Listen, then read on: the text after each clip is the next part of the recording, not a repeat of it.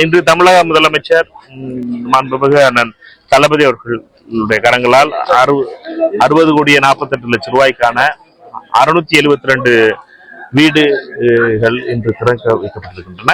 அடுத்து வருகின்ற 2 மாதங்களுக்குள்ளாக இதில் மக்களுக்கு பயனாளிகளுக்கு ஒதுக்கப்பட்டு தேர்ந்தெடுக்கப்பட்ட மாவட்ட ஆட்சியர் தலைமையில் இருக்கின்ற குழு தேர்ந்தெடுத்த பயனாளிகளுக்கு ஒதுக்கப்பட்டு அவர்களுடைய பங்களிப்பாக 72,000 ரூபாய் கட்டி மொத்த செலவாக இதில் மத்திய அரசினுடைய பங்காக 1,50,000 ரூபாயும் மாநில அரசினுடைய பங்காக 7 லட்சம் ரூபாய் மதிப்பிலும் இந்த திட்டம் கட்டப்பட்டிருக்கிறது.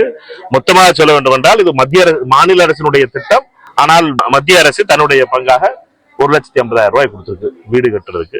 இந்த திட்டத்தினுடைய அடிப்படையில் கட்டப்பட்டிருக்கிற வீடுகள் அனைத்து பணிகளும் நிறைவேற்றிச்சு கடைசியா முடிகிற நிலைமையில இருக்கு.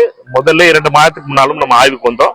அப்பொழுதும் சில முடிவு தருகின்ற வாழ்வில் இருந்துச்சு. அதுலயுமே ஏறக்குறைய இது முடிஞ்சிருச்சு.